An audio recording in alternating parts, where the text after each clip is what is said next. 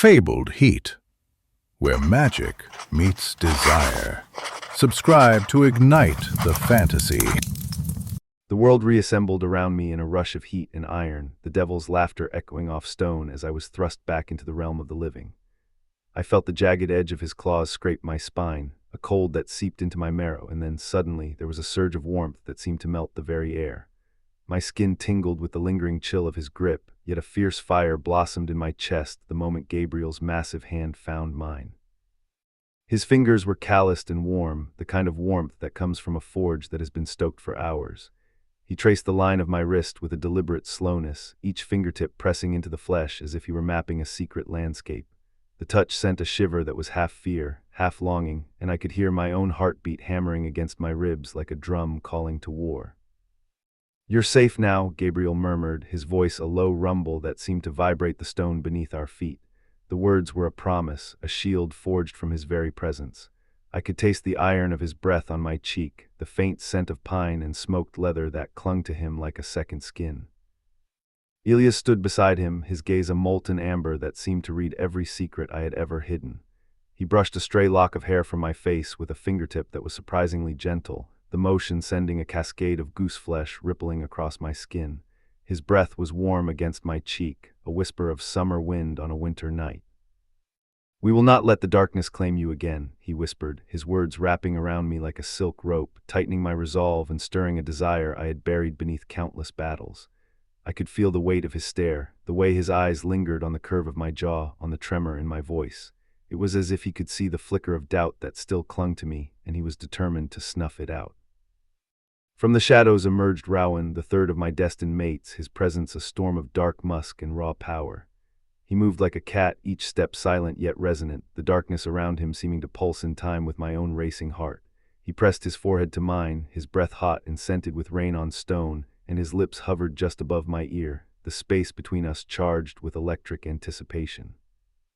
"Your heart beats for us for the fire we share. Let the devil hear it and tremble," he murmured, his voice a low growl that seemed to echo off the vaulted ceilings of the cathedral. The heat between us surged, a golden thread of forbidden power weaving through my veins, igniting a pulse that matched the tolling solstice bell. Around us the cathedral walls dripped with molten gold, the scent of burnt incense mingling with the metallic tang of blood. The air was thick with the perfume of ancient candles, their flames dancing like tiny suns in the gloom. I could feel the stone pulse beneath my feet, as if the very foundation of the world were breathing with us. My own breath came in ragged, eager gasps, each inhale tasting of his skin, his strength, his promise. The devil's voice rose, a venomous wind that tried to snuff out the flame we had kindled. "Your final life begins now," he hissed, his words slithering through the air like a serpent. The sound made the candles flicker, the gold on the walls shimmering as if in pain. I clenched my fists, feeling the calluses of Gabriel's hand still gripping mine, the steady pressure of Elias' palm against my other wrist, and the fierce heat radiating from Rowan's chest. I could hear the echo of the solstice bell, each toll a reminder of the ancient pact that bound us all. "Fuck you, death," I shouted, my voice cracking the silence like a blade. The defiant laugh that followed rang louder than any bell, a sound that seemed to shatter the very darkness that threatened to swallow us. In that moment the three of them, Gabriel's steadfast steel, Elias' ember soft gaze, and Rowan's storm-dark allure, bound themselves to my soul. I felt their hearts beating in sync with mine, a rhythm that resonated through the marrow of my bones.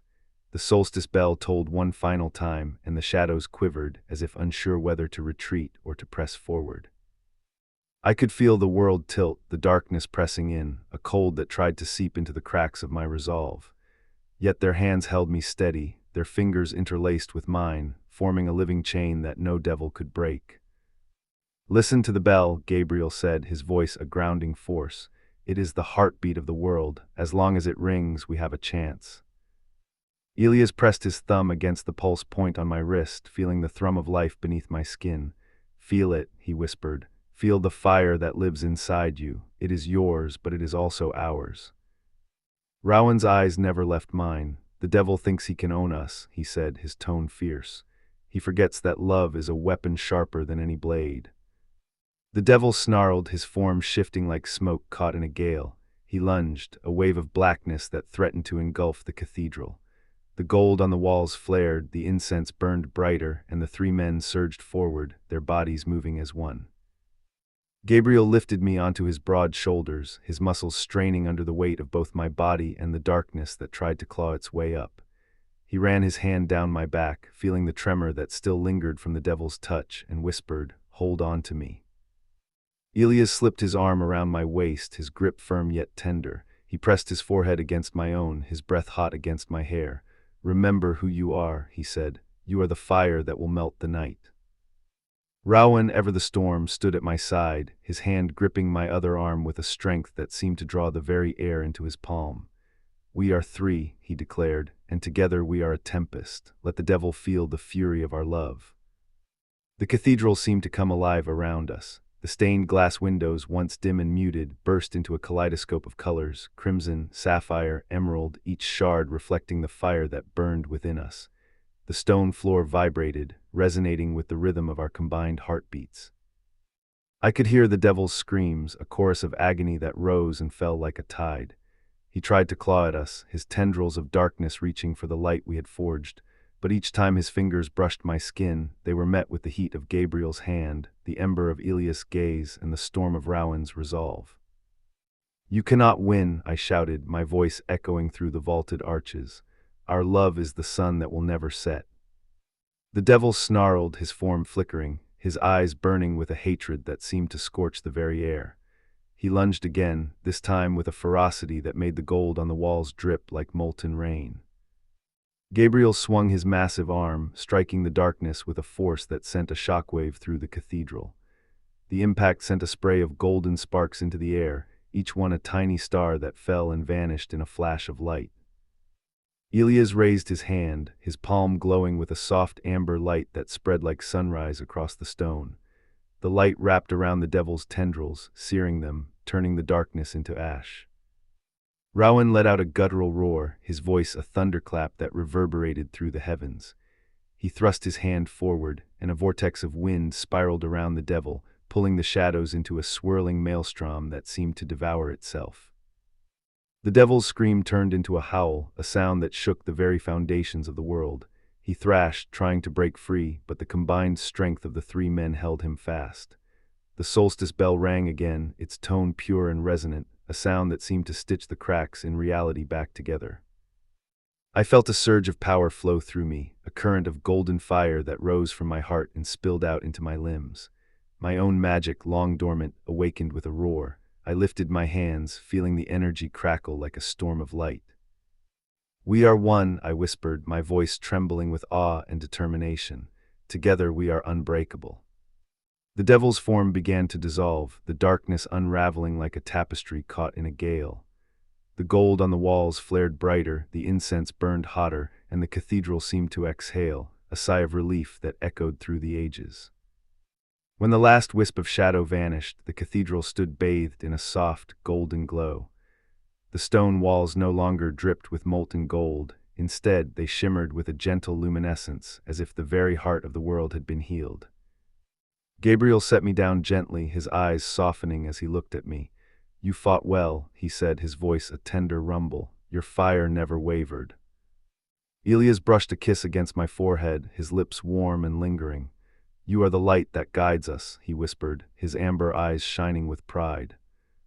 Rowan placed a hand over my heart, his grip firm yet comforting.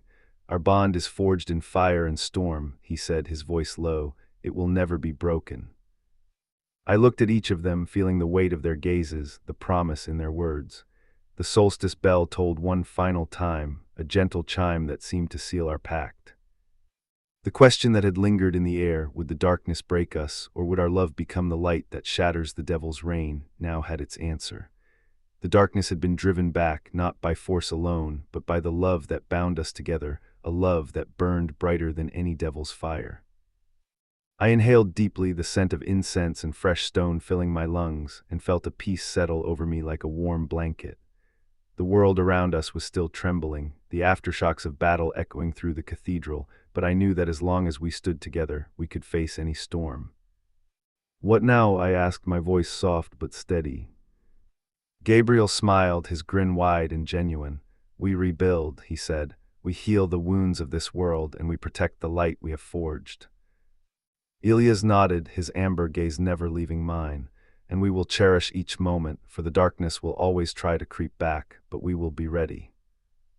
Rowan's smile was fierce, his eyes alight with a fire that matched the golden glow of the cathedral. We will write our own legend, he declared, one that the devil will never be able to erase. I felt tears prick at the corners of my eyes, not from sorrow but from the overwhelming surge of love and hope that flooded my heart. I reached out, taking each of their hands in mine, feeling the strength of their grip, the promise of their devotion. The solstice bell rang once more, a soft, lingering note that seemed to echo through eternity. As the sound faded, I knew that the world had been given a second chance, and that we, Gabriel, Elias, Rowan, and I, were the guardians of that new dawn. The cathedral doors swung open, revealing a sky painted with the first light of sunrise. The horizon glowed with hues of pink and gold, a promise of a day untainted by the devil's shadow. I stepped forward, my feet finding solid ground, my heart beating in perfect rhythm with the three men who had become my destiny. Together we walked into the light, the world reborn beneath our feet, the fire of our love blazing brighter than any darkness could ever hope to extinguish.